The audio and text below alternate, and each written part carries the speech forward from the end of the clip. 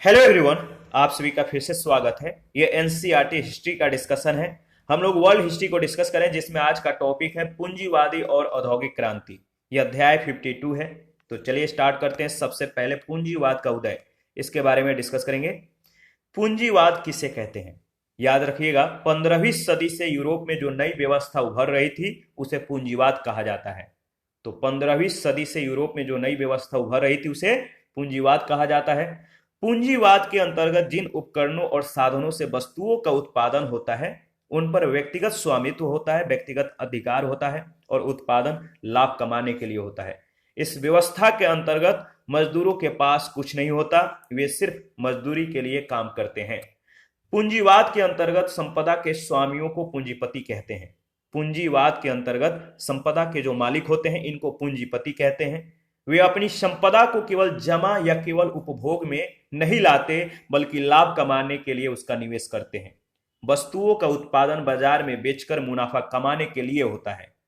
इसके बाद औद्योगिक क्रांति के बारे में डिस्कस कर लेते हैं।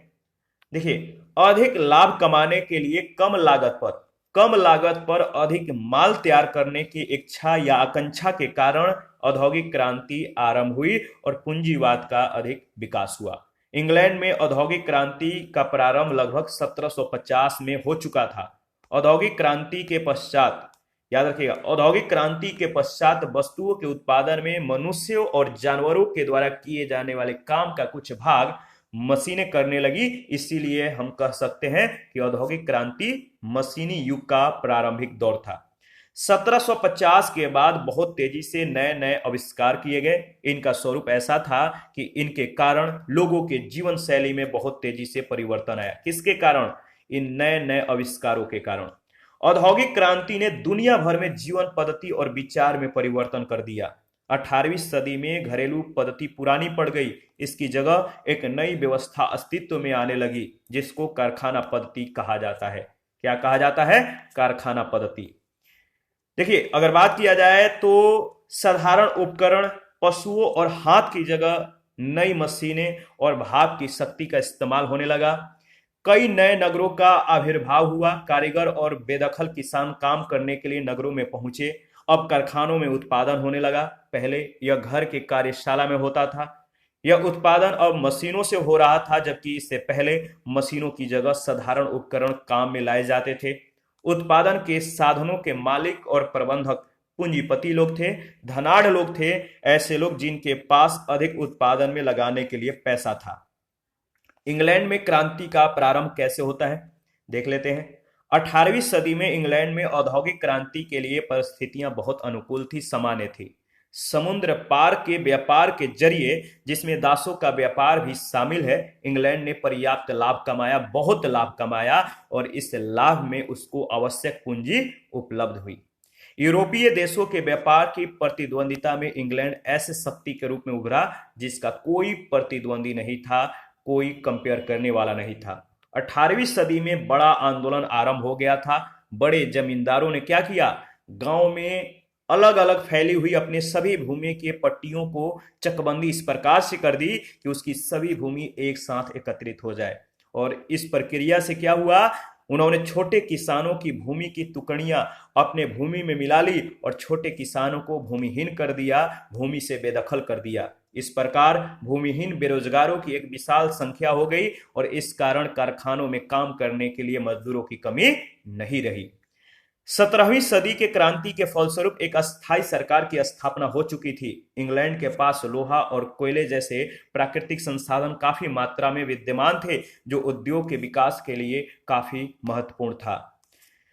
देखिए, लोहा और कोयला दोनों समीप में मतलब कि जो लोहा और कोयला था दोनों समीप में उपलब्ध थे, दोनों पास में थे। अगर दूर दूर पर होते तो संसाधन काफी मतलब कि उपयोग होता, पैसे ज्यादा खर्च किए जाते, जो कि इससे इंग्लैंड बच गया। तो कोयला और लोहा दोनों समीप में उपलब्ध थे, नजदीक में थे। इससे इंग्लैंड बहुत से कठिनाइयों से बच गया, जिसका सामना अन्य देशों को करना पड़ा। इंग्लैंड के जहाज उद्योग का भी बहुत विकास हो चुका था, इसीलिए उसे वस्तुओं को लाने ले जाने में कोई कठिनाई नहीं हुई। कपड़ा उद्योग में क्रांति कैसे आया? 18वीं सदी में ब्रिटिश ईस्ट इंडिया कंपनी सूती कपड़ा भारत से इंग्लैंड भेजा करती थी। तो सूती कपड़ा भारत से इंग्लैंड क्या करती थी, ब्रिटिश ईस्ट इंडिया कंपनी भेजा करती थी, और इसका परिणाम यह हुआ कि इंग्लैंड में कालीकट के केलिका कपड़े, ढाका की मलमल और कश्मीर के सालों की जो मांग थी बहुत ज्यादा बढ़ गई।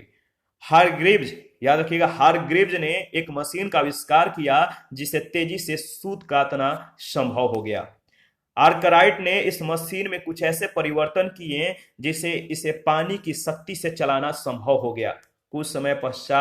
क्रॉम्पटन कुछ समय पश्चात क्रॉम्पटन ने ऐसे मशीन का आविष्कार किया जिसमें हारग्रीव्स और आर्कराइट दोनों मशीनों के लाभ मिलने लगा।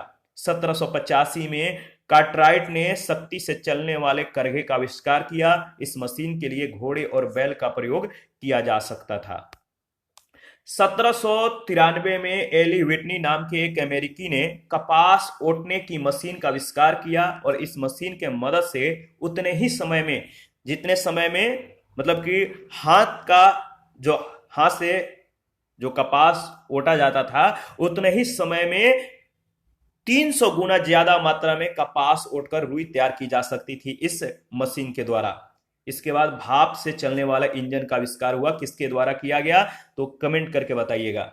1760 में इंग्लैंड ने लगभग 20 लाख किलोग्राम कपास का आयात किया। 1815 में 5 करोड़ किलोग्राम का और 1840 में 25 करोड़ किलोग्राम कपास आयात किया गया।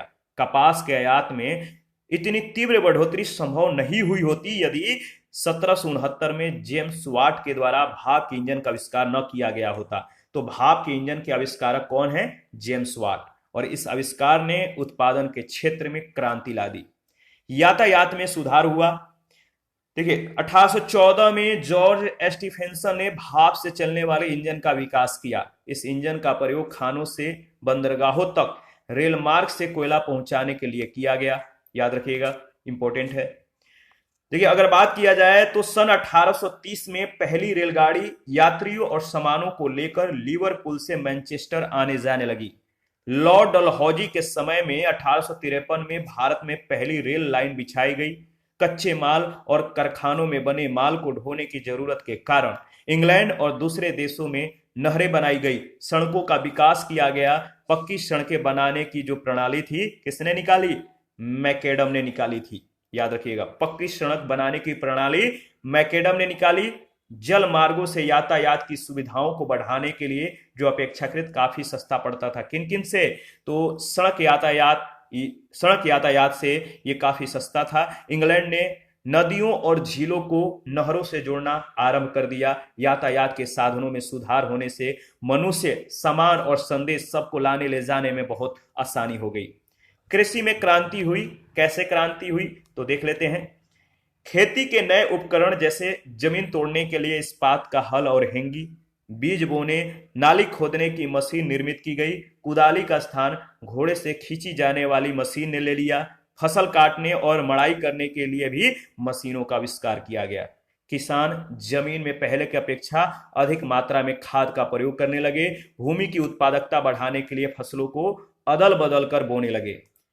इस पद्धति के अंतर्गत क्या हुआ, भूमि के किसी टुकड़े पर फसलें अदल बदल कर लगाई जाती है, जैसे कि पहले गेहूं और जौ, फिर तीन पत्तियां घास या मक्का ज्वार, फिर गेहूं। फसल बदलना बहुत ही उपयोगी सिद्ध हुआ क्योंकि भिन्न भिन्न फसलें भूमि से भिन्न भिन्न प्रकार की खुराक लेती हैं। इंग्लैंड के भूस्वामी भी अपने फार्मों का आकार बढ़ाने लगे। जो उनके फार्म थे, इनका आकारों में वृद्धि कर दिए गए। बड़ा आंदोलन के फलस्वरूप पहले ही भूमि की चकबंदी प्रारंभ हो चुकी थी। याद रखिएगा, औद्योगिक क्रांति के दौरान जो हुए आविष्कार हैं, देख लेते हैं। तेज चलने वाला शटल, इसके आविष्कारक कौन थे, तो जॉन 1773 में इसका आविष्कार किए थे। तो जॉन के द्वारा तेज चलने वाला शटल का आविष्कार किया गया। जेम्स हारग्रीव्स के द्वारा 1765 में स्पिनिंग जेनी का आविष्कार किया गया। रिचर्ड आर्कराइट के द्वारा 1767 में स्पिनिंग जेनी यानी पानी की शक्ति से चालित का आविष्कार हुआ, स्पिनिंग जेनी का। क्रॉम्पटन के द्वारा 1776 में स्पिनिंग म्यूल का आविष्कार किया गया। और कार्टराइट के द्वारा जो है घोड़ा द्वारा चलाए जाने वाले करघा का आविष्कार हुआ। और याद रखिएगा, हम्फ्री डेवी के द्वारा 1815 में सेफ्टी लैंप का आविष्कार हुआ। यह प्रश्न कई बार पूछा गया है। इसके बाद औद्योगिकीकरण के परिणाम क्या क्या हुए। औद्योगिकीकरण के परिणाम, सबसे पहले गांव से शहर की ओर देखते हैं। औद्योगिक क्रांति से पहले संसार की अधिकांश जनता गांवों में रहती थी, कृषि पर निर्भर थी, कृषि कार्य करती थी।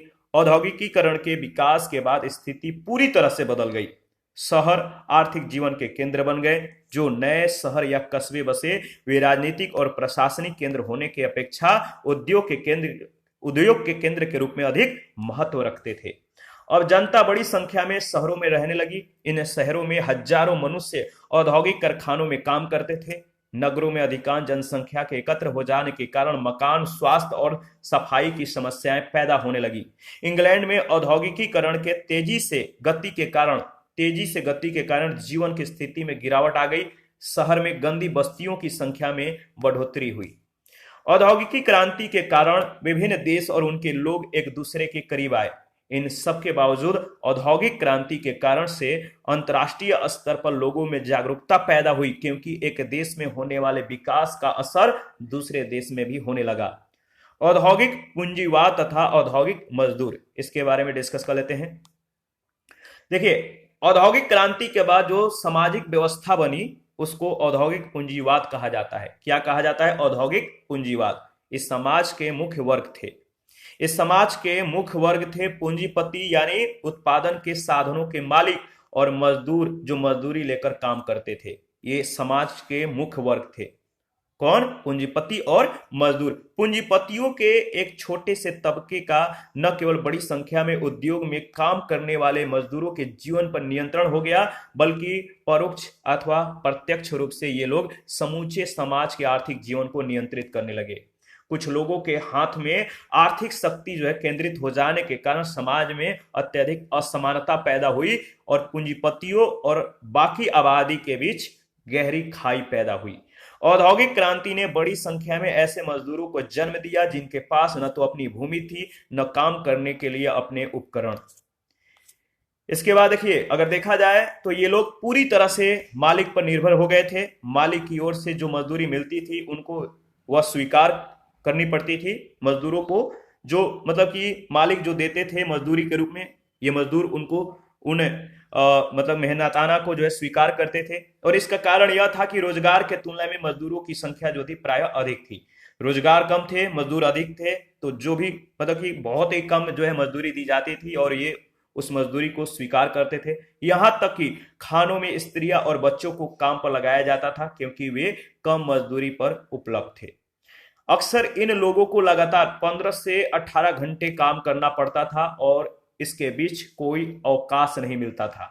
यदि कोई मालिक किसी कारण किसी मजदूर से अप्रसन्न हो जाए, अगर मालिक जो है मालिक जो था किसी कारण से किसी मजदूर से मतलब कि नाखुश हो जाए, अप्रसन्न हो जाए, तो वह उसे चाहे तो नौकरी से निष्कासित कर सकता था, नौकरी से निकाल सकता था। मजदूर के सामने और कोई चारा न था, उसे मालिक की शर्तें माननी पड़ती थी, नहीं तो बेरोजगार होकर उसे घर पर बैठना पड़ता था। यदि काम करते समय किसी दुर्घटना में चोट लग जाती थी, किसको? मजदूरों को, तो मालिक उसे किसी प्रकार की सहायता नहीं देता था। मजदूरों के पास ऐसे समय में जीवन यापन के कोई साधन नहीं होते थे।